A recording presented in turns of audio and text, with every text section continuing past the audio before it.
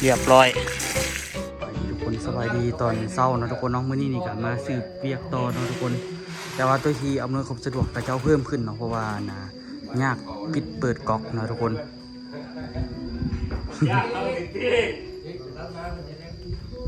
มันยากปิดเปิดก๊อก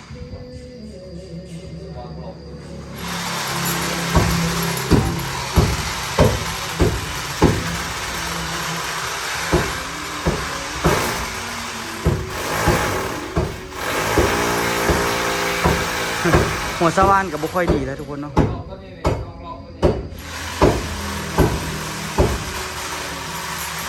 มื้อนี้นี่ให้ข้าเจ้าเฮ็ดไปนะทุกคนเนาะเบิ่งอันนี้ข้าเจ้าขึ้นปูนในเมื่อวานนี้สำเร็จสำนึงเนาะทุกคนเนาะข้าเจ้าว่ามันนั่นแล้วก็อันนี้นี่ก็เฮ็ดแล้วเรียบร้อยเนาะทุกคนแล้วฟังนี่แล้วก็แล้วฟังนี่เนาะแล้วมื้อนี้นี่ตัวว่าสิมาเฮ็ดอันนี้ให้ข้าเจ้าเนาะทุกคนสิมาต่อก๊อกไว้นี่อันนึงเพราะว่าฮอดยามใส่ของน้ำตัวก็สิเอาไว้ใส่นี่เลยสิต่อปลายก๊อกไว้ดีเลยเนาะทุกคนเดี๋ยวตัวสิต่อปลาไว้เลย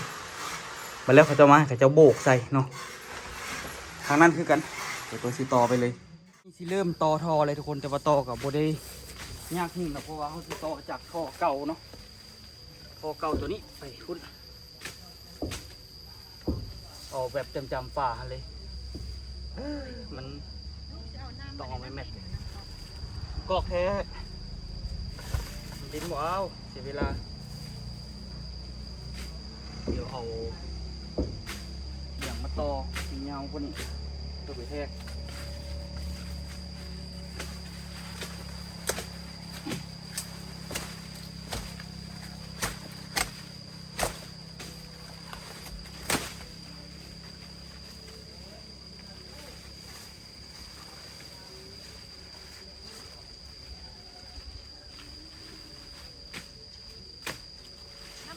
ลูกว่าเป็นตัวเดิมน้ำลิ้นลูกน้ำมันน้ำใดลูกว่าตัวเดิมตัวนี้แหละตัวลูกตอนี่แหละเที่ยวกระสีฟ้าเบิดตัวตัวดำนั่นเป็นท่อกันก่อนลูกงูน่ะลูกเป็นคนต่อ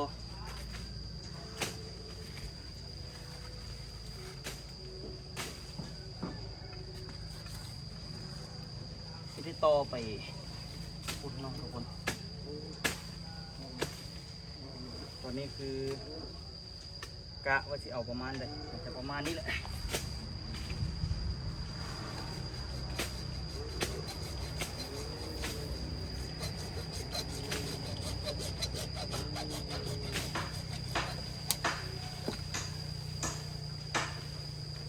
ต่อตัวนี้มาแล้วตัวที่ใส่ประตูน้ำหน่อยนึงเนาะเพื่อให้มัน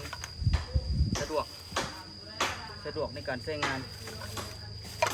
ของเรากระลายอันพวกนี้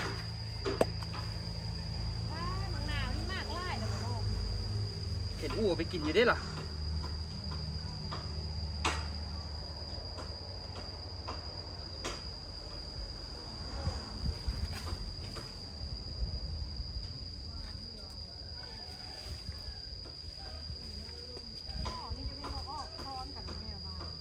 ออกลายวะ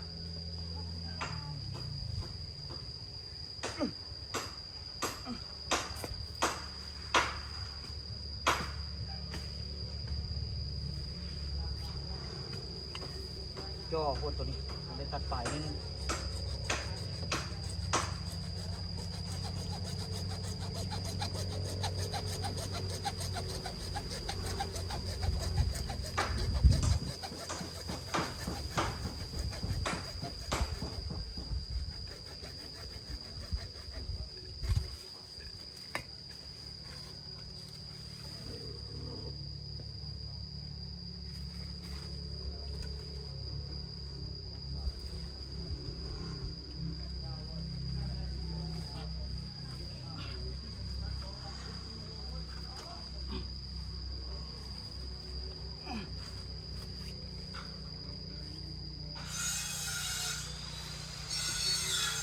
โอ้อ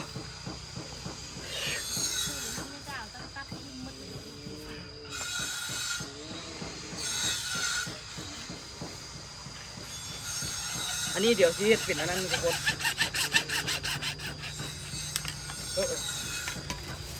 ใส่ประตูน้ำปิดเปิดง่ายๆไม่ต้องไปหาปั๊มบุญ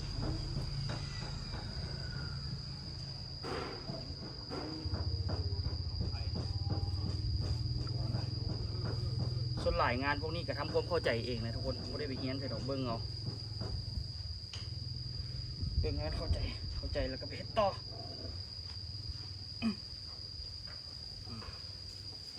มันก็บ่ได้ยากอย่างไรเนาะโอ้ตัวนี้ปลายแตกยุ่งเหยิงเลยลืมเบิ้ง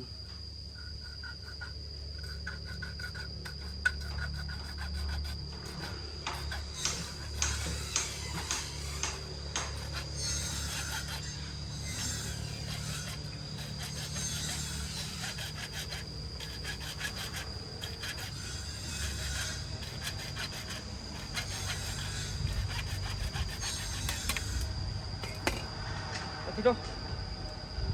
จักมีหางอย่างต่อหางอย่างเต็มนี่เลยลืมเบิ้งเว้ย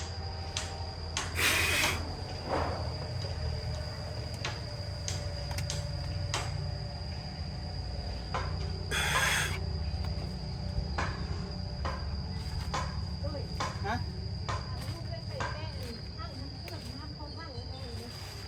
ทางใดโดย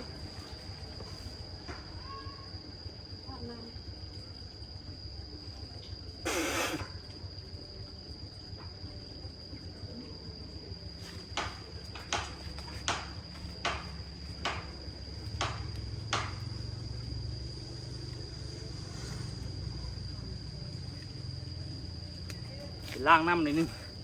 เปื้อน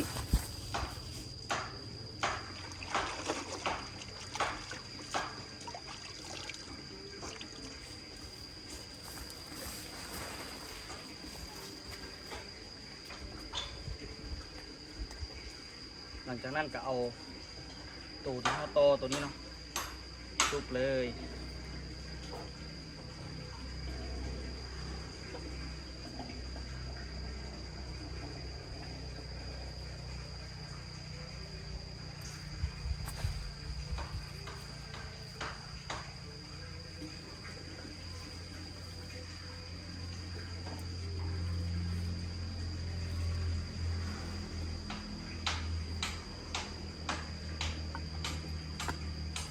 เดี๋ยวทอยาวมาเทกเลยซะ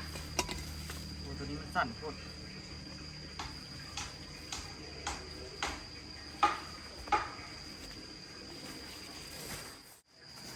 ตอนนี้ได้แล้วตอนนี้2 เมตรกับ 8 เซน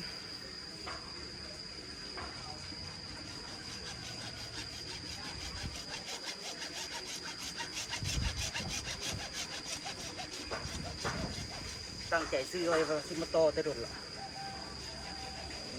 ร้านนี่เหนื่อยนะเหนื่อยกัดนี่เห็ดปะ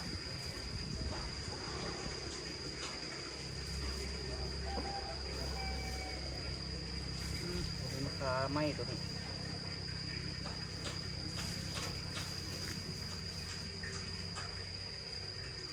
ขาไหม้หนานผัก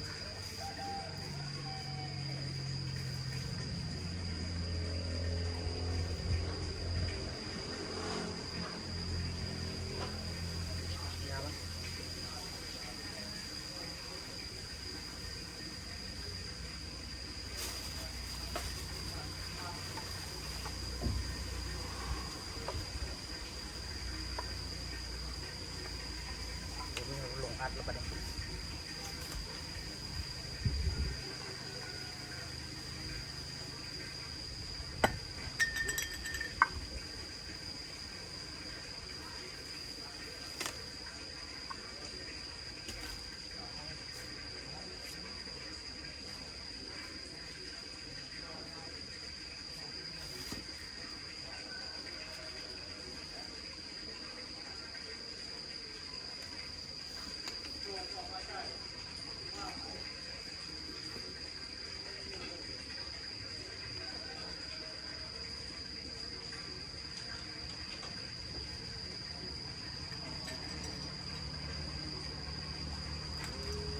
เรียบร้อย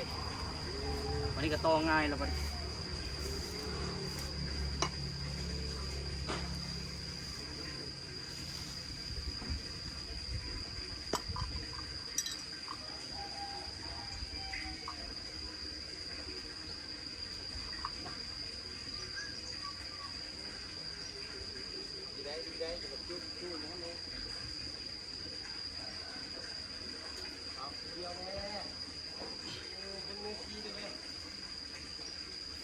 อ่ะเดี๋ยวตัวใหญ่ท่อกันมาดิได้ละวันนี้ก็มีแต่ใหญ่ท่อตัวนี้เรียบไปหุ่นไว้ตอนนี้แลนท่อมาจนจำที่แล้วนะทุกคนเนาะเฮ้ยซึมเดี๋ยวนำจนได้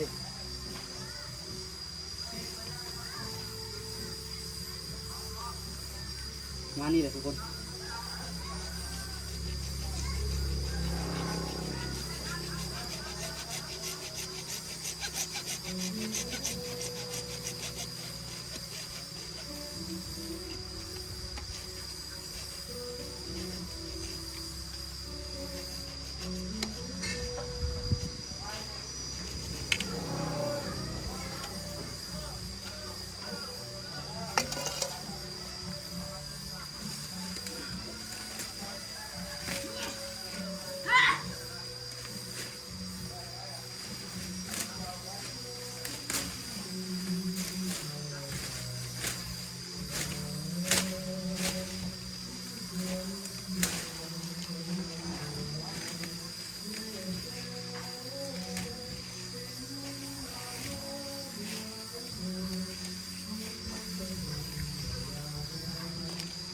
ไปตลาดมาทุกคนเข้าไปในเมืองมามัน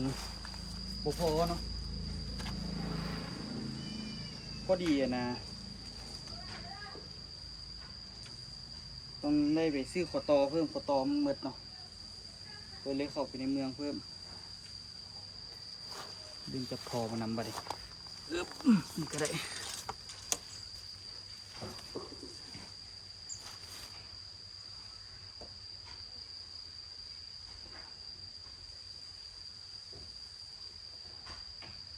ตัวนี้ที่เอาขึ้นประมาณ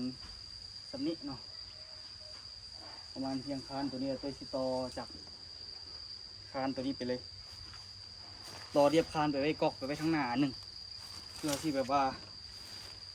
ได้เฮ็ดนั่นเฮ็ดนี่เนาะ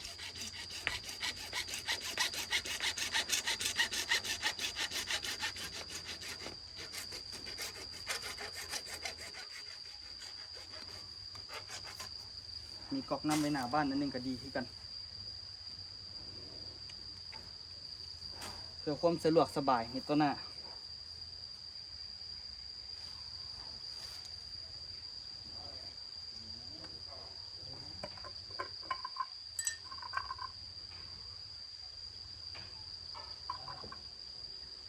เจ้าก็คุ้นละเกี่ยมที่เบิดคุ้นละเจ้าก็ได้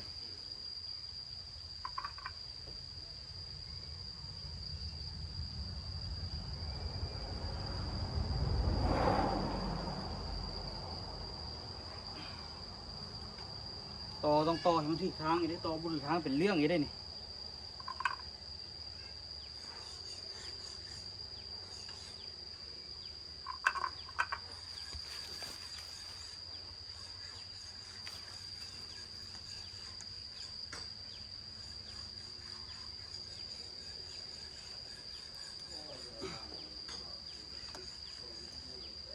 ต่อหลับบนถึงทางเกี่ยมตั้งซื้อเรื่องรู้แหละโบถึง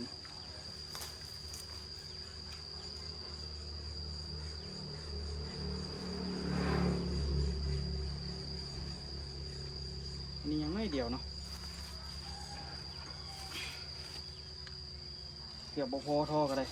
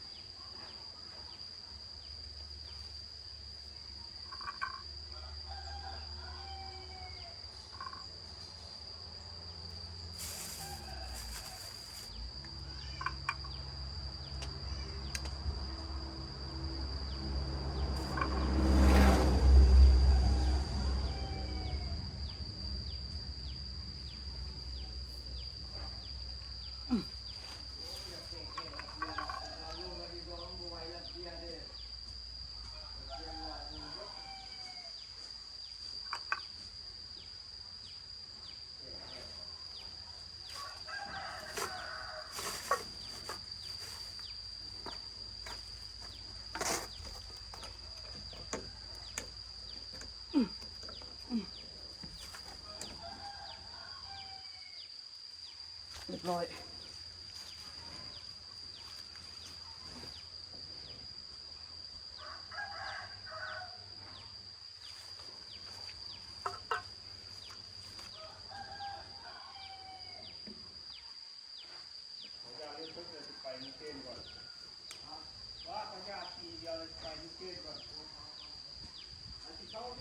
เดี๋ยวไปซอกกันนะมันแล้วไปซอกสายเคเบิลมาต่อนะทุกคนพลาดละเดี๋ยวเราไปซอกสายเคเบิลมาต่อละทีใส่ติดเสานี้ไว้แล้วเราตัวนี้เดี๋ยวต่อไปทั้งหน้าต่อเลยทุกคนเดี๋ยวไปเอาสายเคเบิลก่อนมาไว้มัดพร้อมเพราะว่าเพื่อบ่ให้มันลำบากเนาะตอนนี้นี่ก็ต่อไปได้หลายเติบแล้วทุกคนต่อไปทั้งหน้าคนละแต่ตัวที่มาอันนั้นตัวซื้อตัวนี้พิษนะซื้อพิษแต่โดนเราบริไซเลยตัวเลยไปซื้อขอต่อรถมาบริไซก็คือว่าเสียดายเนาะของเฮาซื้อมาละ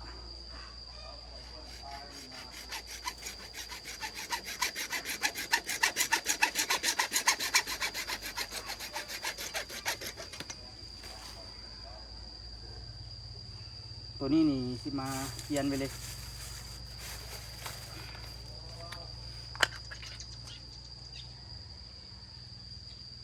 ซื้อมาตั้งแต่ตอนไปนำไอ้รถกับไอ้วันตะกี้พวกนี้นี่น้ำมูมดปานนี้ยังเหลืออีก2 กับอันนี้นี่ซื้อไว้ก็ดีที่กันทุกคนจริงๆบ่ยากเข้าไปซอกเนาะเวลาเฮาสิใส่พอดีเบิด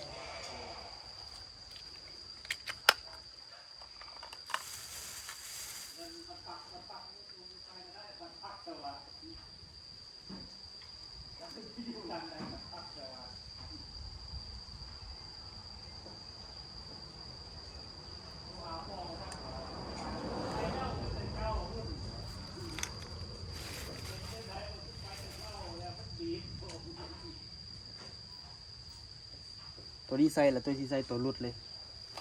มันจึงบ่ยากเนาะ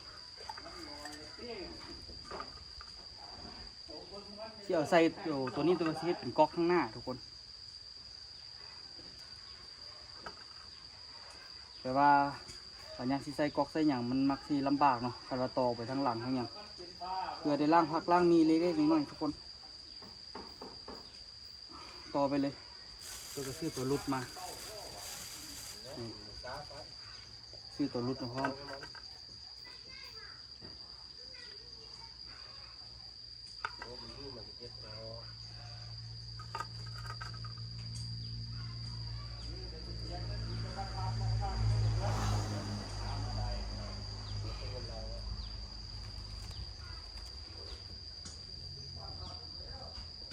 ตัวนี้จึงเอาท่อ18ใส่เนาะทุกคนท่อ18ใส่แล้วก็จังต่อกับมันทั้งลม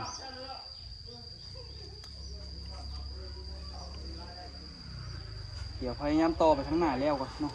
อันนี้จังหวะน้ำหลังต่อไปละไป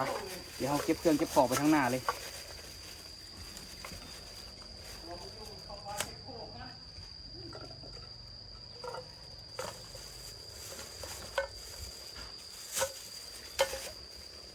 อันนี้บริไซเลยแหละ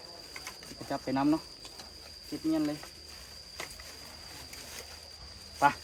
เคลื่อนทับมาเด็กนี่เบิ่งทุกคนต่อทอไปละอันนี้ขึ้นถึงห้านละอันนี้สิต่อไปข้างหน้าเนาะต่อไปกองคานบอลที่เขาจะบริโภคถึงตัวนี้ต้องได้ตัดแปลงนิดนึงเพราะว่ามันบได้เนาะเดี๋ยวตัวที่แปลงเลยจึงบ่เป็นการเสียเวลา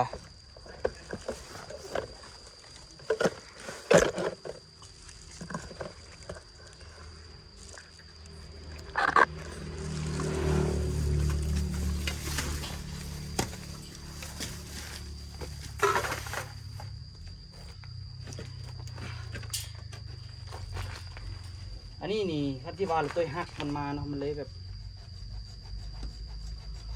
ปากมันบ่ค่อยงามตัดแปลงใหม่เดี๋ยวนี้นี่อยากว่าเป็นได้เบิดทุกอย่างสร้างไฟสร้างน้ำสร้างอย่างได้เบิดเนาะ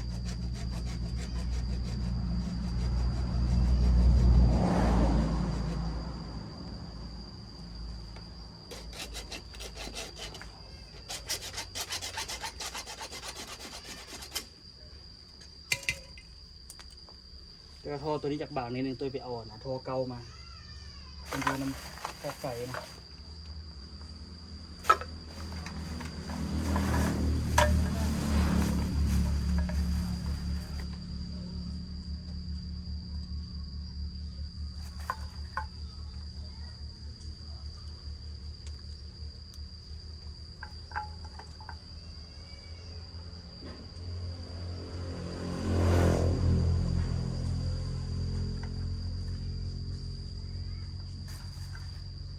เก่าสิเบิดละ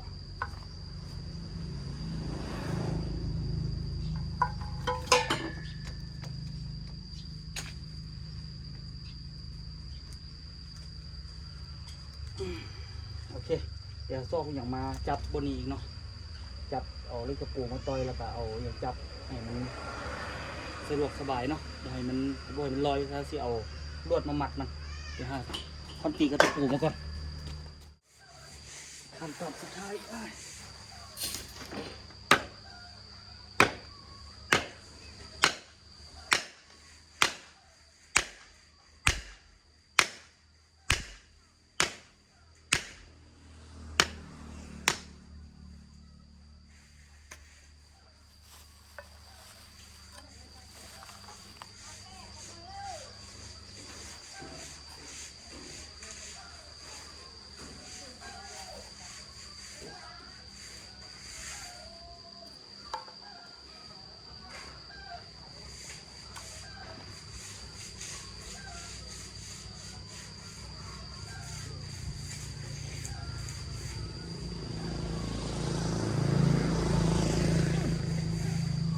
ยัดเข้าไป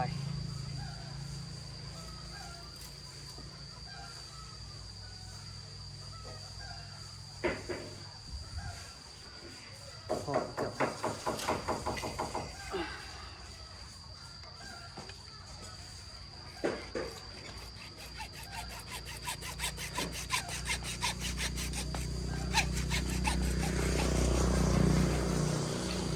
โตกันยังไม่เดียว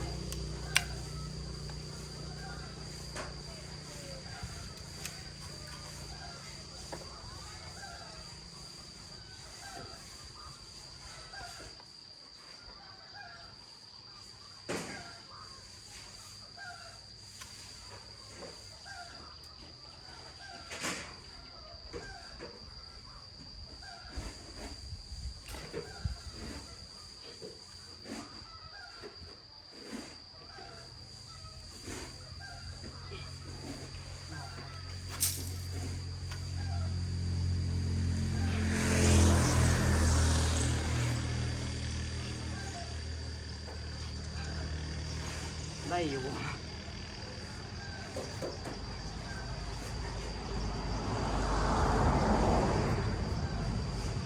พวกหากระสุกลงไปตัดตรงนี้อีกนิดนึง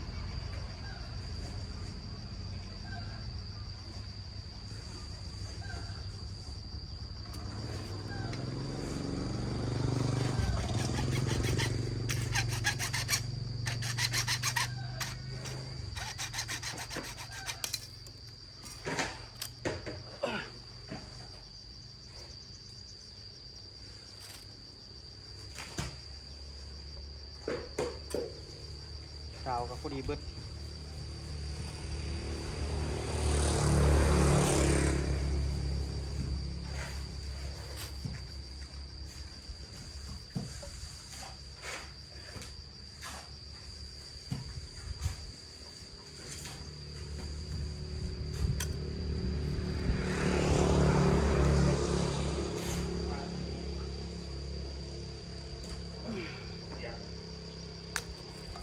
ใครจะมีกาวสำรองสำหรับปากแหละหาวิธีไข่ก่อนเนาะได้แล้วปะเนี่ยก็มีแต่ขอต่อโอ้ยเกือบบ่พอขอต่อกันได้เดือนสุดท้าย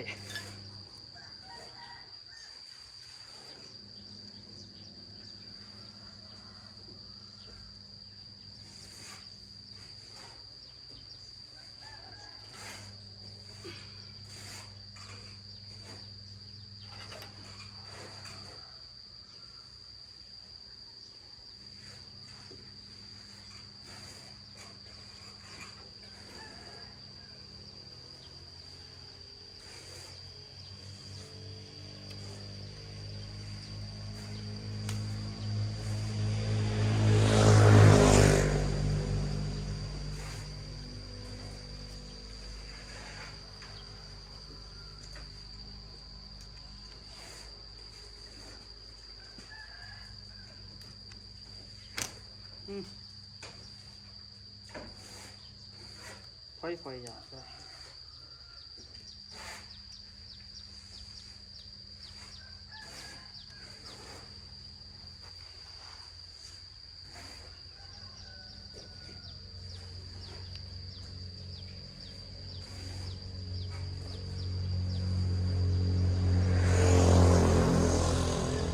ลูกข้าวเรียบร้อยไปลองเปิดน้ำดูเนาะ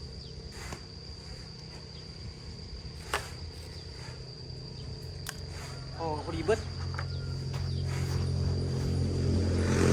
เรียบร้อยทุกคนต่อเสาหนึ่ง เสือสิแล้วปึ๊บเปิดเข้าไปสะดวกสบายเลยแบบนี้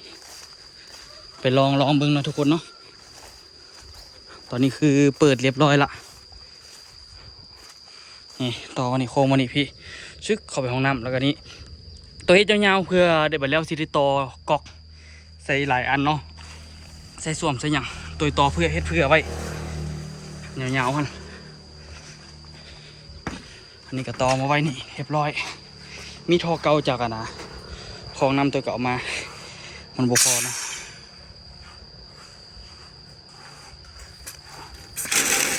เรียบร้อยเอาเด้อวันนี้เด้อน้ำนะห้องน้ำก็มี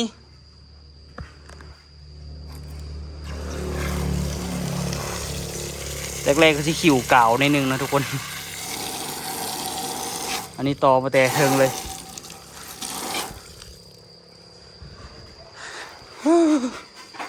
สวยสิแล้วเอาทั้งนอกโจ๊กกันว่ะเอาคนมาก่อนว่ะเขามาเขาก็สิพูดอยากเฮ็ดบ่ทั้งในแล้วเหลือทั้งนอก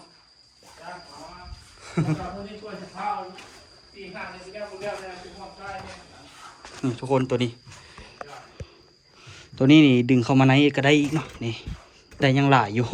ตัวเฮ็ดเพื่อแบบว่าได้ตัดทุกคนตัดนี่แล้วก็สิได้ต่อข้อต่อ3ทางไปเพื่อที่เข้าส้วมเข้าฟักบัวนะทุกคนหลายแนวอยู่อันนี้ก็เรียบร้อยเนาะมีน้ำไส้ละจบไปอยากเปิดน้ำก็คือสะดวกสบายปะนี่ห้องน้ำก็มีละข้างหน้าก็มีแล้วเนาะโซซิแล้วไปกินข้าวกันทุกคนจบละปะนี่เปิดน้ำสบายละนี่เขาเจ้าก็ได้สิเริ่มโบกต่อเรื่อยๆนะทุกคนเนาะแล้วเขาจะเริ่มโบกข้างในหั่นละกะบ่ฮู้ว่ามื้อนี้สิได้จักฝาทุกคนเพราะว่าเขาเจ้าเฮ็ดทางในนี่มันก็ต่างจากอยู่นอกเนาะแล้วก็มาแล้วนี่ก็เฮ็ดฝาพวกนี้แล้วก็ทางในแล้วทางนอกดีกว่าเขาเจ้าสิมาเก็บลำหลังแต่ว่าเป็นบอลที่ยากที่สุดละสำหรับตัวคิดเลยกับบ่ฮู้กันว่าเขาเจ้าสิจังไดแล้วแต่เขาจัดการกันเองฮู้แต่ว่าบ่แล้วกันบ่ใช่ถ่ายแล้วบ่ทุกอย่างจริงใจเนาะมันสิจงแต่บอลยากไว้เนาะทุกคนตอนนี้นี่เขาเจ้ากระท่ากรรมกรเพิ่มว่าซั่นซะตัวกับตอนน้ำเขาเจ้าเพื่อความสะดวกสบายแหละเพราะว่ายางลงมาลุมบีตัวบ่แม่นดอกตัวกับขี่ข้านลงมาคือกันต่อมือเปื้อนเบิดแต่ว่าสำเร็จแล้วนะทุกคนเนาะคือวันนี้ก็มีน้ำใส่สะดวกสบายแล้วเวลาที่เอาน้ำไปผสมปูนเนี่ยมันก็สะดวกเนาะเอาเป็นว่าไปชิมมาคลิปนี้ก็อย่าลืมฝากกดไลค์กดติดตาม2ตัวโย2รอบพาเลาะเด้อเอาไว้เจอกันคลิปหน้าทุกคนสำหรับคลิปนี้บ๊ายบายทุกคนสบายดีเด้อ